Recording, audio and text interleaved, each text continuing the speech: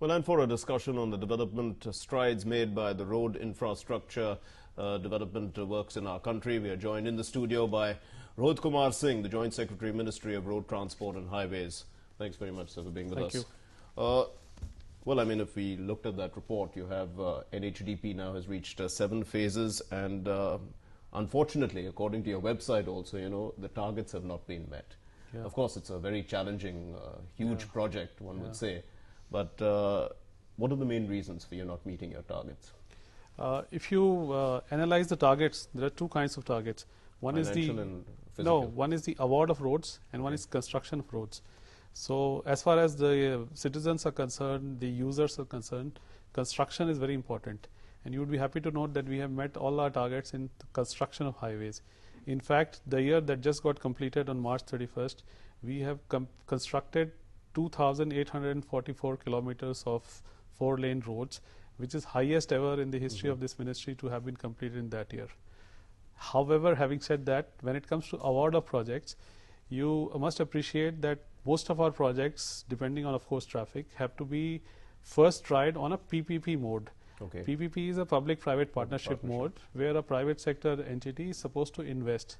Now, as your earlier news item said, there has been a global slowdown, and the Indian economy has also been affected. So, the growth environment is subdued, the investment climate is subdued. So, private sector has not been able to draw up enough equity and even debt from the banks and financial institutions. So, there is a scarcity of funds from one In fact, point of I'll view. give you an example that we had bid 19 projects, which to us, our analysis were very viable, and they did not receive even a single bid. So, of course, other than the availability of finances, the other constraints are we have these mandatory clearances in terms of forest clearance, environment clearance, wildlife clearance, and land acquisition issues. Right, absolutely. So, rehabilitation. so that has people as well. also. But you have encroachment as well as an issue, right? People. Yeah, we have encroachment as an issue. Right. So if we look at you know, going ahead, what we also know that our country has an explosion of automobiles. Oh, you know? yes, yes. And so we have to really be planning Oh, for yes, it, isn't yeah, it? yeah. And so what's the real plan ahead? I mean, thinking that, you know, we are going to see more and more traffic. Is it only the PPP model that you're looking at? No, so we have a waterfall mechanism that first a road has to be tried on a PPP mode, and then if it does not succeed despite repeated trying, then you move over to a BOT annuity model. BOT annuity model is you bid the project out, the money comes out of government coffers, but it is paid over a deferred period of, let's say, 10 years or 15 years. So, the outflow from the government budget is not so much in the initial year.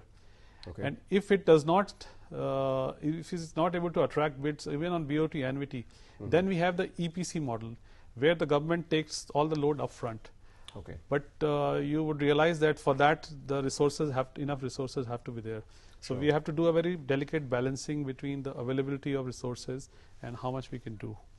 And the 12-point targets are that half of the investment in infrastructure has to be leveraged from private sector. And I'm sure when the economy picks up and private sector has enough to invest in infrastructure, they would probably come forward. And we have some of the longest in national highways. What NH7 is, it goes all the way from Varanasi to Kanyakumari. It's over 2,000 plus kilometers. How does one maintain all these roads? I mean, it must be really difficult. Isn't it? So when it comes to maintenance, when we bid out these PPP projects, these concessions are for a period of, let's say, around 20 years. Some are 20, some are 25. So the road is constructed in the initial 2.5 years. But for maintenance of the remaining 22.5 years is the responsibility of the concessionaire. The roads that have been built by us using government funding, we have a new contract which is approved by Cabinet in month of August 2012. Right. These are called OMT contracts. Okay. So we bid out the roads on operate, maintain and transfer. All right. So the concessionaire is entitled to collect the toll, maintain the road out of that and give us back the remaining money. And that is decided on a competitive bid basis. So we've only been talking about national highways. What about rural roads? And you know, the UPA report said there's been a 10-fold increase, and that the government has said is one of their big achievements. In this ministry, I don't exactly deal with the subject. But anyway, when we look at overall roads, you know, we know that it's about over 4 million kilometers of roads in our country. But from before that, I've been Secretary Rural Development in Rajasthan, and from my experience, I can say that there has been a revolution when it comes to rural connectivity in India.